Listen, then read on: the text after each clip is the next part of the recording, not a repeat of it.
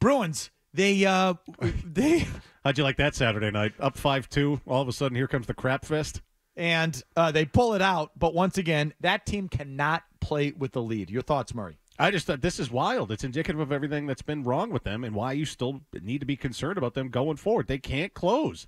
5-2. Even Jack, they're calling this game like we thought it was over. You know, they were able to say this once it was over. It was 6-5 was your final. But the thing was a complete roller coaster ride. They can't close these games. Up 5-2. I'm like, I'll just have this on as background noise as I'm doing some stuff futzing around the house. All of a sudden, bang, goal. All right, 5-3. Bang, 5-4. Even when they get up a couple of goals again, the thing finishes 6-5. They cannot close. I checked out at 5-2. I was stunned to see the final score. But maybe not. Right, exactly. I mean, really, again, it's like, you got to be kidding me. 5-2, I thought it was over. So how can you look at this as anything other than a fatal flaw? Like when the pressure's at its greatest, now, in March, November, all season long they've had this. When the pressure's at its greatest in the regular season, they fall apart. How could they possibly keep it together when it's even worse in the playoffs? And the thing, and this is the thing. So they're playing teams that are like desperate for a playoff spot. I know Philly right now is in one of the wild card spots, right? So like, what, this is going to get less like that as this moves along here? You're going to be playing more desperate teams. We all know how it ramps up in the playoffs. This is what it's going to continue to be like. How is this anything other than a fatal flaw for them? I just don't. I fail to see it. It's like it's one of the few glimpses of what you get in the playoffs is these third period situations in the regular season. 1 goal game, third period, teams desperate for points. That's the only time. That's as close as you can get to a playoff situation as you can in the regular season, and they suck at it. So I don't know how you look optimistically at that. Steve Conroy tried, our buddy, in the Boston Herald. He said, actually, the last 1:30 of that game, so again, they blew a 5-2 lead, had to win 6-5. But in the final 1:30, with all the momentum on Philly's side and their goalie pulled for an extra attacker, the Bees were able to kill it off with some pretty good team defense. They relied on 5 skaters more than Jeremy Swayman to close it out. Good thing, because Swayman can't stop a beach ball right now. That's me. Conroy says the Bees won 3 face-offs down that stretch and were able to keep pucks off of the goalie for the most part. Sealing it with an empty netter would have been nice, but it's a start. So they actually held off on the final 1:30. Okay. Maybe that's a glimmer. On the goalie, interesting how Swayman has turned since the trade deadline. Yeah. And since it was reported that he was closing in on a contract extension.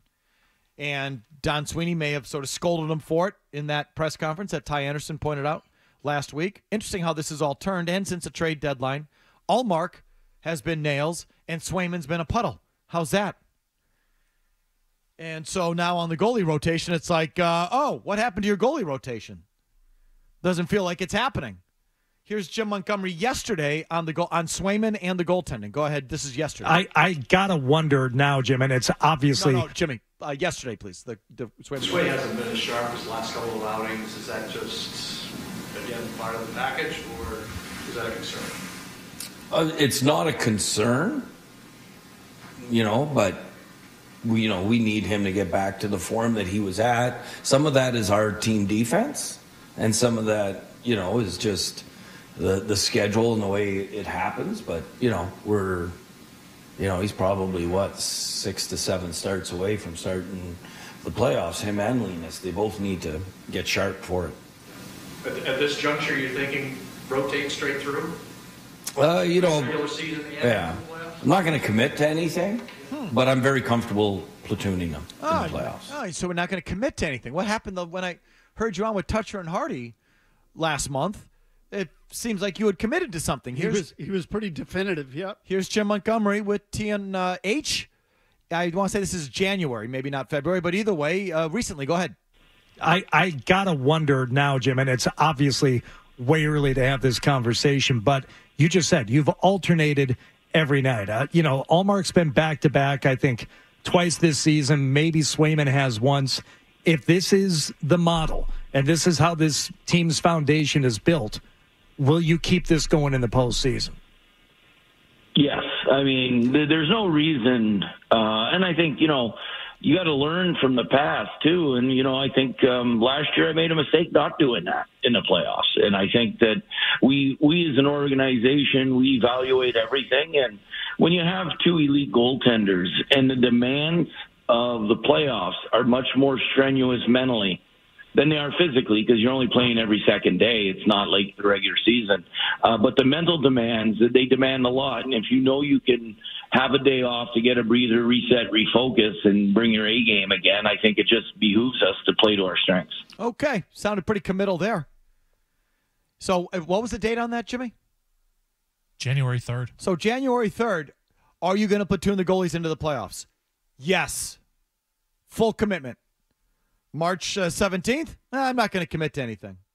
It's like, this is like, they can't even keep it together during the regular season. What makes you think it's going to happen in the postseason? 10 weeks later. Like, come on. 10 weeks. Like, stop. That was a quick 180. They couldn't even keep it together during February and March. How are they going to do it in April, May, June? I mean, come on. What he should have said is, is your plan to rotate with the way Swayman's going? Hell no. But this is like, so now what? This is bad news, because I'm sick of watching Allmark in the postseason. And I want it to be Swayman's turn. But last two games, he's given up 5 and 6 goals. 5 goals. 5 goals in each. He's given up 10 goals in the last 2 games. You play that guy? You play that guy going to the postseason? He looks unsure of himself, too. And look, I know it was a great move when the guy went between his legs. Yeah, that was sweet. But you know what? Swayman went down. Like, he left a lot of the net there. You shouldn't get beaten like that on that play. Do you want their goals against and save percentage since the All-Star break? You got it. Swayman is goals against is 3.17, save percentage 902. Allmark, goals against 2.36, save percentage 910. So Allmark's been better. So playoffs start tomorrow night. Who's playing? Allmark. And if he wins, you're going back to Swayman because you're platooning? Yes. You people? No. I told you. We're doing this year. Yes. Yes. I want to see Swayman between the pipes game 2. I don't care what his save percentage is. I don't care what his high danger numbers are, kids. You committed to a platoon. You told me I was an idiot for thinking having 2 goalies was a waste of time. So we're doing this. Okay? But I do love it. Yeah, I'm not going to commit. Wait a minute. What happened to the goalie platoon?